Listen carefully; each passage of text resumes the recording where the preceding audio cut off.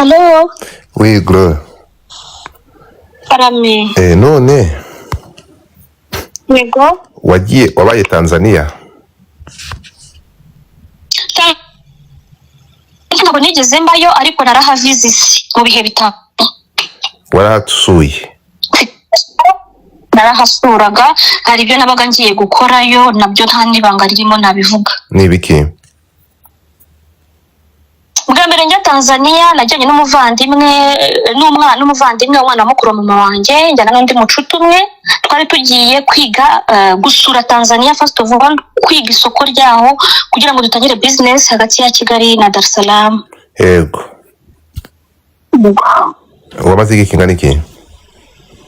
Namazeyo iminsi 7. Wamaze iminsi 7. Kuko ndashaka kugira ngo mpaguruke mfite ntuza, mfite umucyo, mfite n'amakuru, kuko urabona iyo ngiye gukora ubuvugizi mba ngomba kumenya mfite amakuru yose, sibyo? So biraza kumfasha rero. Hano Tanzania hari umuntu wigeze kugirana umubano wihariye? Yego. Uravuze ngo ufite abashuti benshi? Yego. Okay. Hari tattoo ufite ku mubiri wawe? Yego, ndayifite. Iyo tatuwaje ni yande? Umuntu wishizeho tatuwaje ku mubiri wawe ninde? Tatuwaje ufite ku mubiri wawe ni yande? Iyi tatuwaje iri y'umuhanzi uririmba indirimbo za dance hall. Nkunda ngiye ku giti cyanjye personnellement. Uyu muhanzi mwarahuye amaso ku maso? Yego, twarahuye amaso ku maso. Hari umubano wihariye mwagiranye? Ntawo. Uretse ubucuti n'ubufana. Ubucuti n'ubufana. Ubucuti kumenyana au fait.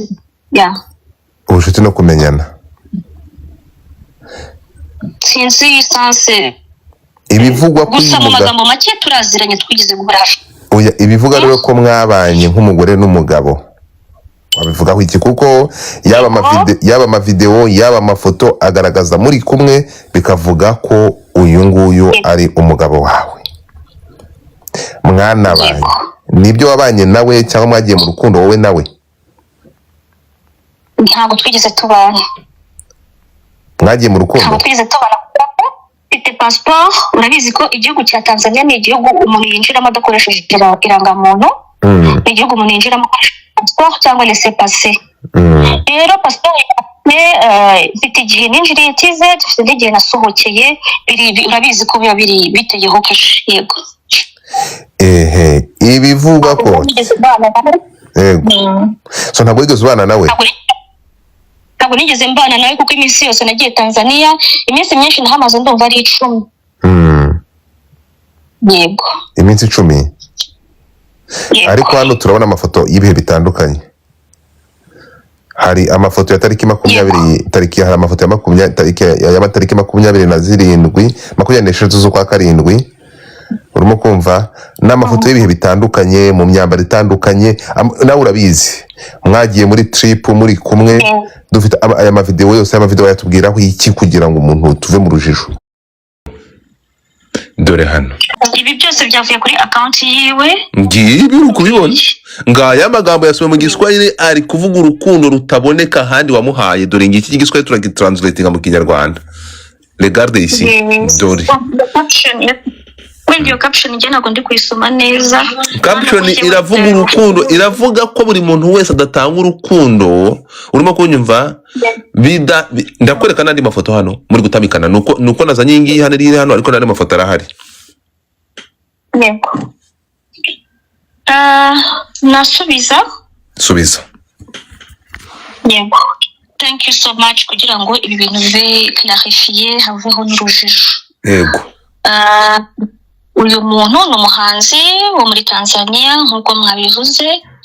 Hanyuma twamenyanye muri za ngendo najyagamo muri Tanzania. Kuko ngewe muri Tanzania nagiyeyo 3. Turamenyana nyuma ansaba ko urabona ko hari video, urabona ko muri izi video ugiye wohereza harimo indirimbo iri kugenda igarukamo cyane imwe. Yego. Iyo ndirimbo icyo gihe nari ndiyo yari muri indirimbo nshyashya yari isohotse ari kuyisabira challenge no kuyikora challenge. Nanjye mfite indi video naguha nayikoreye challenge kuri social media kuri promoting. Hanyuma iyi foto kano kanyiriho ni ifoto ya anniversaire nkuko mubibona, dress code yari umukara, narayitabiriye nk'abandi batumirwa bose. Icyo ni icyambere. Kabiri iyo video ya muri guso ariko muri guso iyo kwambara imyenda satwe tugira tugaruke kurira bari gusomana ari kukurigata. Yego. Hanyuma urabona ko ibyo ni ibintu byabereye muri public kandi si amashusho twifatiye twembi. Ni bivuga ngo njyewe nasabwe iyi ndirimbo ye ni indirimbo yahagaritswe kuri YouTube, yarayikoreye video barayihagarika ngo hari amakontra batigize bubahirizanya, barayihagarika asaba ko twakorana video ya kabiri.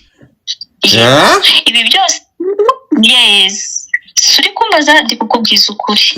Hanyuma na video ya kabiri muri iki gihe narindi muri Tanzania, ariho ubona izi image zose ubona ziri twagiye dukorera mu ma location agiye atandukanye bitewe n'igihe twari turimo. Hanyuma icya gatatu gusomana bongera unyoherereze ndebe, ariko nta n'ikindi kintu bidiskitaho ubwo. Oya ntabwo my idea ntabwo uretse gato turi abantu bakuru sibyo. Yego. Ahangaha ntabwo muri gusomana ahubwo muri kuryana iminwa kuko umugabo agufitiye inzara pe. So urukumva hanga byatushibira bose mukabyara noneho ndabigirane ibyara agahinda ibya uretse gato ibya nawe reba izi video tumaze kubona. Nazibonye nyinshi ndarazizi. Igihe uko turazizi noneho umva ikintu kiriho ahubwo Shire nkine audio z'uyu mugabo namaze kuvugana nawe, ntabwo napfuye guhubuka, namaze kuvugana nawe kandi ibyo uri kumwe bitandukanye n'ibyo yambwiye. Ntabwo we yigeze ahakana ko mwagiye muri relationship. Nicyo kintu gitunguranye kiri kuntangaza hano. Arimo munavuze ngo mbere ko ngufasha nyemerera menye uburyo ntwari ibintu, ntabwo bivuze ko wenda wabyaba byaragenze kuriya. Urimo kuntungura biraza kungora kugira ngo umuntu ngufasha. Ndagukinira amajwi ye ndayafite, we ntiyigeze ashidikanya ko mwagiye muri relationship. Kubera kuri kubyihakana no kubera ikintu kuri muri iki kibazo. Ntabwo ari byiza ngo mbeshye. Be honest to me bibaho ntacyo bitwaye, ariko kugira ngo mbashe kumenya uko bigize. Ntaza guterura hara nkaza gusaba justice kandi hari ibindi bintu bishobora kukugonga nanjye ngaseba. Nyiri ubwitara byemera ariko uri kubihakana ngiye byantunguye. Hello. Ndi kukumva. Sorry biri gucika urambwiye ngo mwavuganye cyane umbwira mushyiraho ngukinira amajwi we ntabihakana ariko uri kubihakana ndatunga. Niba mwavuganye akagwago ahead it's okay, ushobora ya playinga ku ruhande rwanjye it's okay nta kintu. Ndabaza kubera iki uri kubihakana batabihakana no kubera iki? Nuko byakugonga muri justice ukeneye. Instead yo kudukorana igikorwa cy'abashakanye mu rukundo twese tuzi ko gikorwa, yafataga ku ngufu. Yafataga ku ngufu. Ibi bintu ndaje mbiguhere proof. Ibyo mwashatse ko tujya muze ariko ndaguha proof. Akamfata ku ngufu, noneho ndagenda ndamwanga ndamuzinukwa. Abagore bafatwa ku ngufu nibo bazi umubabaro bagira icyo gikorwa kuba sibyo. Umugabo wanjye ndamwanga kubera icyo kintu sibyo, kandi ni ikintu ntashobora no kubwira mama wabyaye, ni ikintu nabikaga mu mutima wanjye nkagishyingura nkamusaba ngo ndi umugore wawe warampoye. Niba ushaka nk'umugore wanyegera kuko nanjye ndi umugore wawe, uko wankenera ariko nagukenera, tugahuza tugakora ibintu nk'abantu, reka kumfata nk'ihene. Aragiye ansangaga muri dushe akansanga n'importe gusa ahantu hatari abantu, nka kwa kundi abana binyabije bari hanze, akamfata ku ngufu. Urumva ko ku buryo ngiyewe hari n'igihe nagiye kuri RIB gutanga statement y'uko mfatwa ku ngufu n'umugabo wanjye. Umugenzacyaha wanyakiriye ambwira ko ngomba kumanika kamera mu cyumba, kamera kashe, kugira ngo nzazane ibyo bintu bigaragara, kuko ibyo navugaga nta evidence nari mfite. Ambwiye uko nguko nshika intege, ndavuga ni gute nshobora kumanika kamera mu cyumba bakamfata ku ngufu nkabijyana ngo iyi ni evidence. Mbona ntabikora ibyo bintu, ndabyihorera ndabiceceka. none proof warumviye ni iyihe? Nimerera kano ka juste ndazifite proof z'uko nafashwe ku ngufu, ndazifite muri telefone yanjye. Icyo tukireke, noneho tugaruka ku musore. Ndi umugore uracyandakirwa, ntabwo nshaje cyane, nta n'umugore uburyo unasaza mu gihe cyose afite umugabo umukunda. Nyine y'urukundo, ni affection, mfatwa ku ngufu, sinzi kado, sinzi jetem, sinzi ururabo, sinzi kwa, ni imishi ibiri aho ngaho, mu gihe atari imishi tukikalma. Njyewe ndinde niba njyewe nawe duhuye ukambwira ati yo Gloria uri mwiza, yo Gloria disi uri mwiza, njyewe ndinde wo kubloka ayo marangamutima cyangwa nkaziba amatwi yanjye kuki. Ni ukuri. Niho tumenyana umuhungu, turamenyana, umuhungu keya umugabo wanjye atigeze ampa, ambwira amagambo ntigeze numva ku mugabo wanjye n'umunsi n'umwe, ankorera ibintu nta kintu cyahatari yankoreye, nta kintu cyahatari yampaye. Uze kumubaza, nushaka ukore live nawe umuhamagare tuvugane twese, niba hari ikintu cye yampaye ku mafaranga ntacyo kuvuga ngo hari byarandaruye, ariko ni umuntu wanduhuraga umutima, akanduhura ubwenge, nagira ikibazo nkamuhamagara akampumuriza, akanshimisha, agatuma umuntu nkumva ndi gufilinga ko ndumva. Yego, amagambo makeya rero.